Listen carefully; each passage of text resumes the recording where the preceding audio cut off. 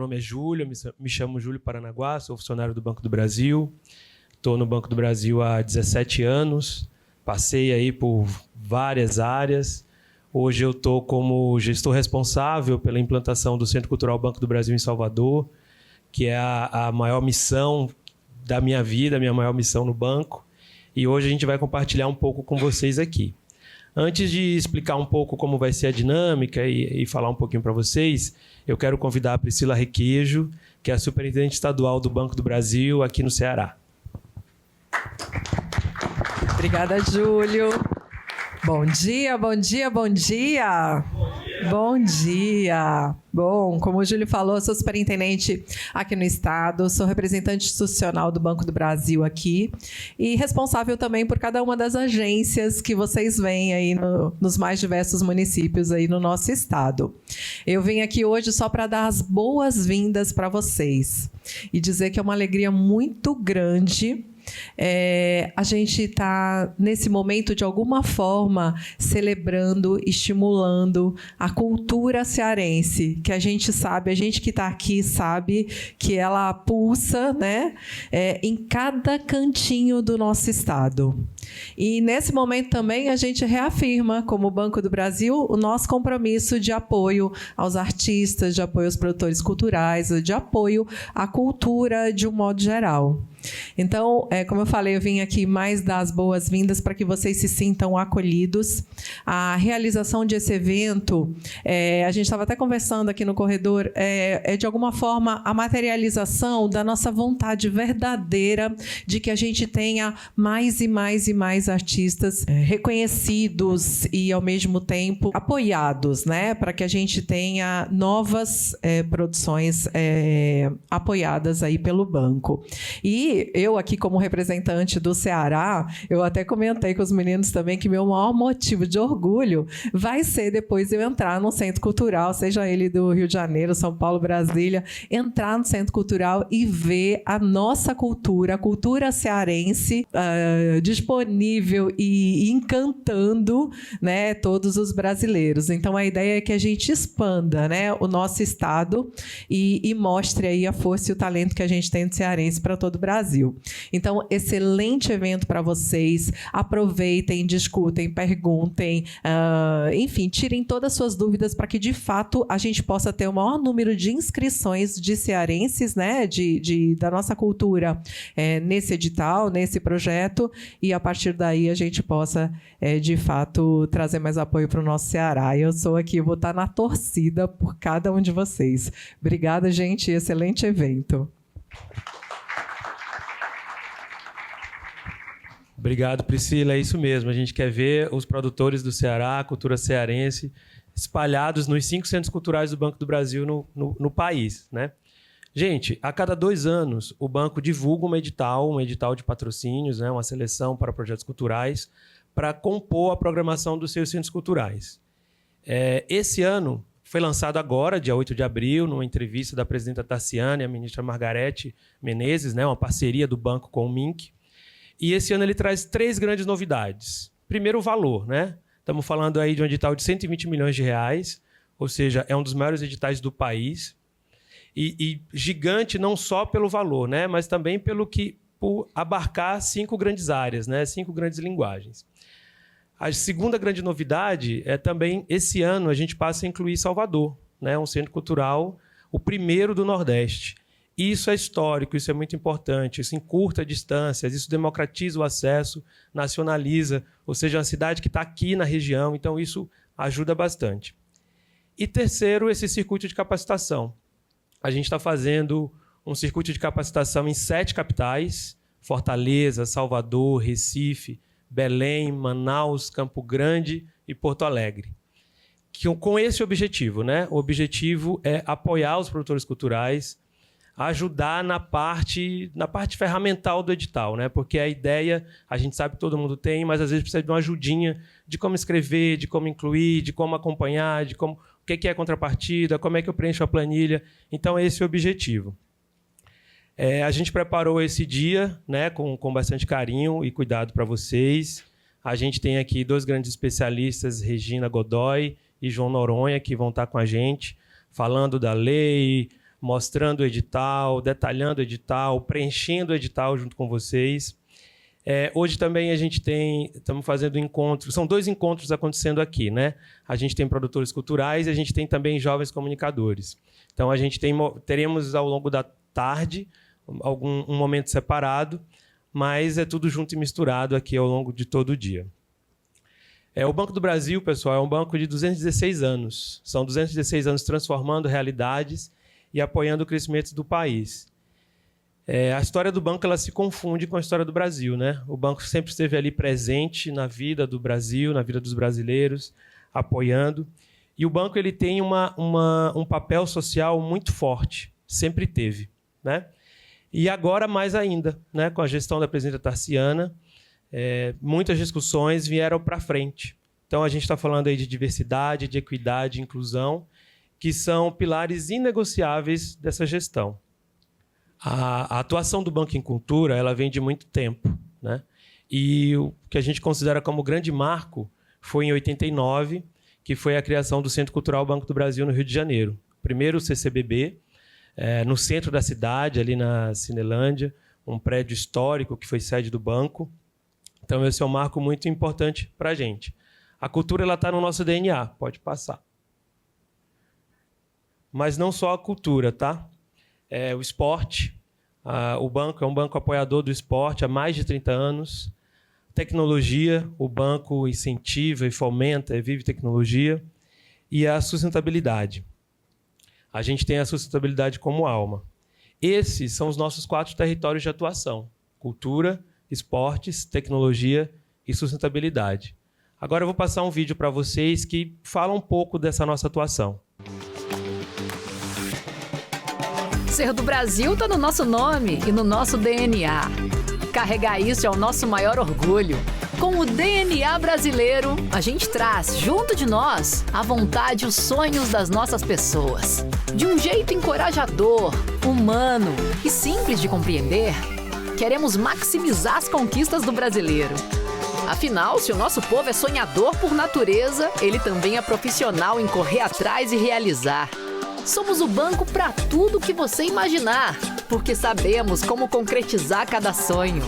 Olha só, quando o assunto é esporte, o brasileiro veste muito mais que a camisa. Veste o espírito, veste a garra, traz o verde e o amarelo na pele. Por isso, marcamos presença em modalidades em ascensão, para que se tornem mais reconhecidas e vitoriosas. Participamos de comunidades engajadas, que demonstram a vibração da nossa torcida. Apoiamos o esporte como estilo de vida, porque ele ensina, diverte, emociona e une as pessoas.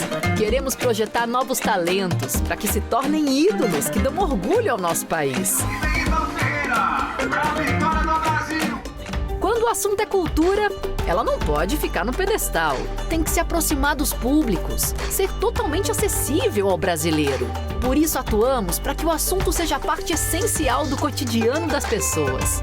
Celebrando a pluralidade cultural, promovendo o acesso democrático a obras nacionais e internacionais, incentivando o debate, o pensamento crítico. Tudo vale a pena porque a cultura inspira, conecta e tem potencial de transformar vidas. Quando o assunto é tecnologia e inovação, o Brasil tem valiosos recursos que precisam ser olhados com atenção e cuidado. A gente quer que novas ideias nasçam primeiro aqui. Por isso, apoiamos o desenvolvimento de tecnologia nacional e de comunidades de inovação. Queremos capacitar mais e mais profissionais, investir em startups e dar visibilidade à criatividade da nossa gente. Assim, chegamos em soluções relevantes, que mudam de fato a vida do brasileiro e colocam nosso país no mapa mundial da inovação. Quando o assunto é sustentabilidade, a gente atua em favor de um mundo melhor, mais responsável e consciente. Pra já! Pautas como a preservação dos nossos biomas, inclusão, disseminação de conhecimento e empreendedorismo responsável não podem ficar para o futuro. Por isso, queremos dar protagonismo a eventos que debatem os desafios do Brasil e influenciadores que aceleram a conscientização das pessoas em relação a assuntos urgentes. Trabalhar ativamente, apresentando soluções para temáticas ambientais, sociais e de transformação de negócios. Isso tudo é ser o banco de quem sonha e faz acontecer. Isso é ser o Banco do Brasil. Para tudo que você imaginar.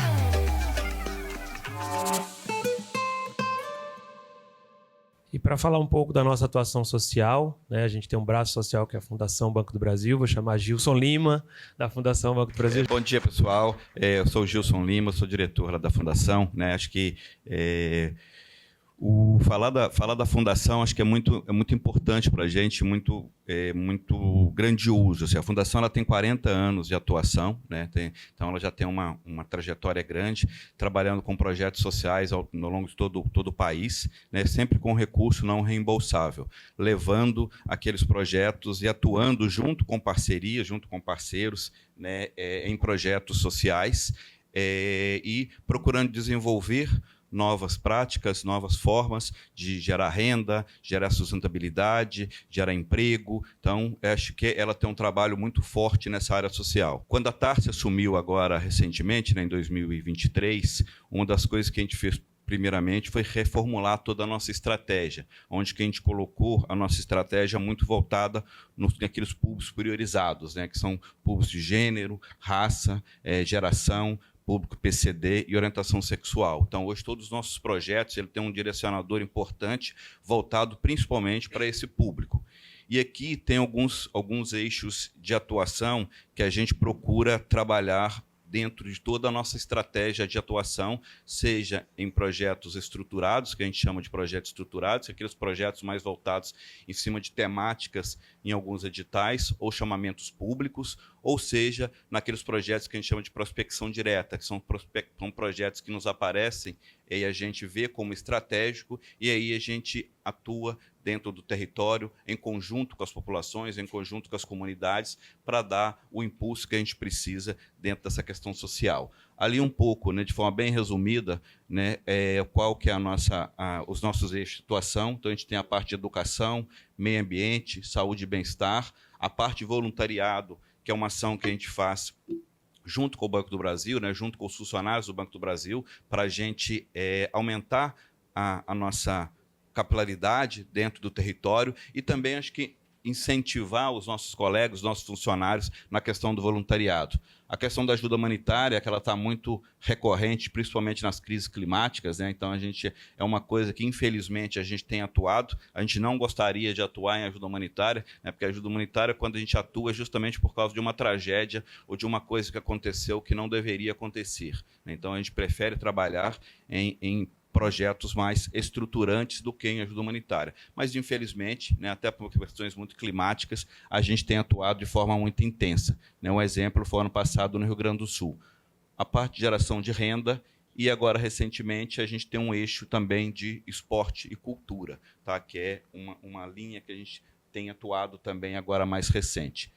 E, por último, eu deixei como destaque a parte de tecnologia social, que é um tema que a gente trabalha já há anos dentro da Fundação, né? Tecnologia social, como a gente entende, são aquelas tecnologias que elas são formadas e feitas em conjunto com as comunidades e para as comunidades. Então, ou seja, é tudo aquilo que é feito nas comunidades em conjunto com a comunidade, né? Para resolver um problema específico, tendo aí como o seu eixo a questão da escalabilidade e ser uma tecnologia aberta, acessível a todos. Então, isso a gente tem buscado. Hoje, a gente tem mais ou menos em torno de 760 tecnologias certificadas, né, a nível Brasil. Tem várias tecnologias aplicadas. Um exemplo delas, por exemplo, é a questão das cisternas, né? Foi uma tecnologia que ela foi implantada foi certificada em 2003, né? E depois isso virou política pública e hoje tem mais de 1 bilhão de cisternas que foi implantada pelo governo federal ao longo desses 20 anos em todo o território brasileiro. Então, isso aqui é um case de sucesso, né? E também a gente tem uma que acho que na tarde a gente vai falar, né, sobre a questão dos comunicadores sociais, né, que é uma tecnologia que foi certificada agora no ano passado, em 2024, né, que foi uma tecnologia também que a gente viu assim, de uma forma inovadora e de forma muito brilhante para tratar a questão da comunicação e combate à fake news, né? E foi premiada junto à BEM-TV, né, que é uma instituição que estava junto com a gente nessa premiação. Então, tecnologia social é algo que permeia todos os nossos eixos de atuação e é uma coisa que a gente enxerga como um valor e uma construção muito importante para a gente democratizar o acesso a todas as oportunidades, a melhoria das condições de vida das comunidades e das populações. Então, é isso o meu recado, né? Acho que a gente vai estar aqui ao longo do dia, tá? Então, qualquer coisa, a gente também está à disposição para discutir, para conversar. Um grande abraço a vocês, tenham um excelente dia. Obrigado, Gelinho. Obrigado, Gilson Lima. Vamos falar um pouco agora, pessoal, da atuação do banco ASG, atuação ASG do banco. Vou chamar Marcelo Ottoni. Pessoal, eu sou o Marcelo Ottoni, né? Alguns acham que é Antônio, né? Um dia desse até ligaram no trabalho, eu queria falar com o Tony. Eu falei, pô, não trabalha nenhum Tony aqui não. Aí falaram para procurar Marcelo ou Tony. Na verdade é Ottoni o nome. Alguns me chamam de Marcelo, outros de Ottoni, enfim. Eu trabalho na unidade ASG do banco. E o ASG, pessoal, é o ISD em inglês, né? Mas já que a gente é o Banco do Brasil, não vamos falar ISD, vamos falar ASG. São os critérios ambientais, sociais e de governança que interferem, impactam e nos direcionam, né? Que direcionam a atuação do Banco do Brasil. Pessoal, a ESG é a sustentabilidade, a antiga responsabilidade socioambiental, e para a gente esse assunto se define da seguinte forma: nada mais é a sustentabilidade do que termos a ética como compromisso e o respeito como atitude no nosso relacionamento com todas as partes interessadas. Fornecedores, clientes, funcionários, produtores, patrocinados e, por que não dizer, o próprio meio ambiente. E já que a gente está falando de relacionamento, quando o Banco do Brasil, nessa última gestão, né, da presidenta Tarciana, resolveu firmar o seu posicionamento em relação a essa pauta, a gente entendeu que antes da gente pensar em qualquer solução relacionada à sustentabilidade, a gente precisava se relacionar melhor com essas pessoas, com essas partes interessadas. E principalmente na perspectiva de trazer a inclusão dos grupos que historicamente foram minorizados. Então, vocês viram ali no slide da Fundação que a gente tem uma atuação em relação a gênero, em relação à raça, pessoas negras, indígenas, pessoas com deficiência, LGBTQIAPN+, gerações, e eu estou falando dos idosos, mas eu também estou falando da juventude, e também os neurodivergentes. E, pessoal, por que a gente priorizou esses públicos? 87% da população brasileira pertence a algum grupo minorizado. E 66% dessas pessoas já sofreram algum tipo de violência apenas por serem quem são. Então, eu sou um homem branco, hétero, né? Represento uma parte da população que hoje está em situação de poder, mas o que a gente busca, inclusive eu sou um porta-voz desse movimento, é justamente quebrar um pouco desse paradigma. A gente precisa dar os devidos espaços para aquelas pessoas que historicamente não os ocuparam. E quando a gente fala de relacionamento, a gente está falando... Sabe aquela máxima do movimento das pessoas com deficiência, do nada sobre nós sem nós? É o que a gente faz na prática. No início de 2023, a gente começou a fazer um trabalho de escuta de todos os grupos auto-organizados que tinham dentro do banco, justamente para a gente desenvolver ações, políticas, iniciativas de fortalecimento da pauta. E aí, uma das estratégias que a gente utilizou foi fortalecer a governança da diversidade, criando instâncias em que a gente pudesse ouvir os funcionários, mas que a gente também pudesse ouvir a sociedade, a academia, os formadores de opinião, para que dessa forma, e mantendo esse bom relacionamento, a gente pudesse se aprimorar em relação não apenas a uma instituição que visa lucro, mas principalmente uma instituição que contribui diretamente para o desenvolvimento sustentável do nosso país. Então, a gente criou o Conselho Consultivo de Diversidade, Equidade e Inclusão, onde a gente tem a oportunidade de ouvir os melhores especialistas e as pessoas que estão debatendo esses temas, né, na atualidade.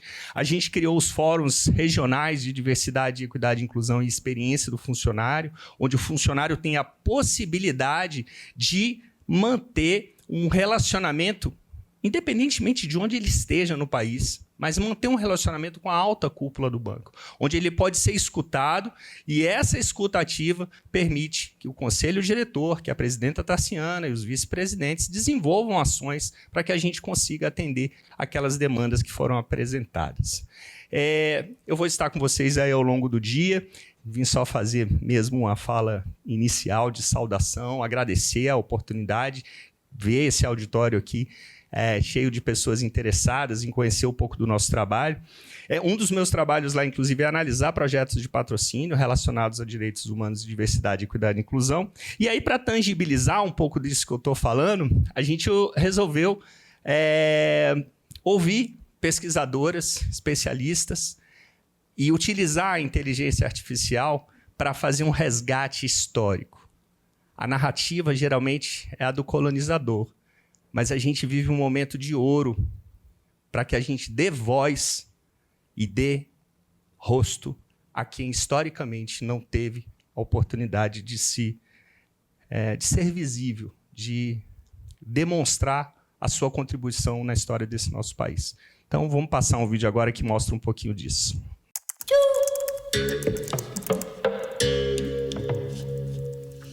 Se você pesquisar agora nomes como Luísa Maim, figura marcante na Revolta dos Malês, Teresa de Benguela, rainha quilombola do século XVIII, ou Maria Filipa, liderança na independência da Bahia, vai perceber que elas têm algo em comum. São representadas pela mesma imagem, a mulher negra de turbante. Mas uma pessoa sem rosto não pode contar a sua história. Banco do Brasil apresenta Faces Negras Importam. Reunimos pesquisadoras, estudos acadêmicos e recursos de inteligência artificial para recriar os rostos de cada uma delas. É muito importante olhar para trás e reencontrar esse passado que foi negado. A gente cartografa, territorializa, resiste com outras ferramentas para contar sobre os nossos saberes e os nossos fazeres. Poder fazer parte disso é um privilégio, é uma honra. Temos Maria Filipa de Oliveira como protagonista, por ela ter sido uma heroína épica. O que chama a atenção quando comentam sobre Maria Filipa é exatamente que era uma mulher alta, forte e de seios fartos. Pelos traços sudaneses nos mostram que ela tinha lábios largos, né? Lábios grossos, nariz um pouco achatado, os olhos mais arredondados, cabelos curtos, bem trançados, lanças de raiz. Temos uma carta escrita por seu filho Luiz Gama. Na carta ele fala que ela era muito bonita, que ela era uma mulher baixa, de baixa estatura, e a sua pele, ela trazia um preto retinto e sem lustro. Ele fala que ela tinha os dentes alvíssimos como a neve. Como que eu identifiquei que Teresa de Benguela é uma rainha? Porque tinham curas. Então, um símbolo de cura na face de Teresa, que é registrado também pelos documentos. Uma sementinha do urucum na boca para fazer esse contorno. Essa saia rodada com muitas anáguas, o camisul por baixo, a bata por cima, o pano da costa e o turbante. Um tecido de algodão, um trançado sobre o tecido, uns penachos das aves da região, geralmente arara vermelha, arara azul. Roupas de algodão cru, extremamente simples. Essa mulher descalça.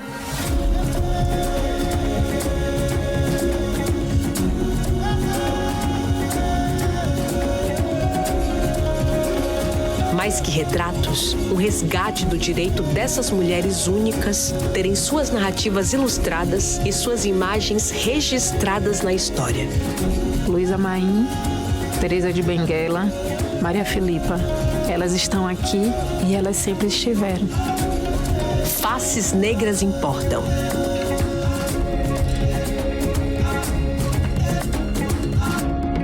Banco do Brasil. A gente se importa.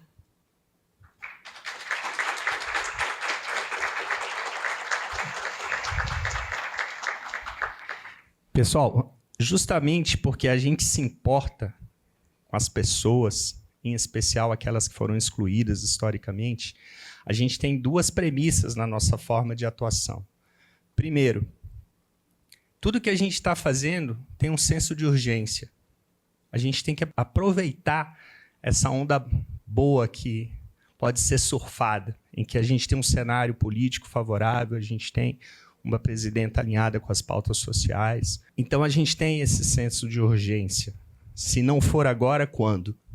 E a segunda premissa é que tudo que a gente está construindo é para ficar no tempo. Não é para haver retrocesso. Se alguém se preocupa com o que está acontecendo lá nos Estados Unidos, aqui não vai ter retrocesso. É um posicionamento muito claro, não só de nós, como Banco do Brasil, mas de todo o movimento que a gente gera com outras empresas estatais. Então, saibam que a gente se importa e, justamente por nos importarmos, estamos aqui hoje conversando com vocês. Um ótimo evento a todos.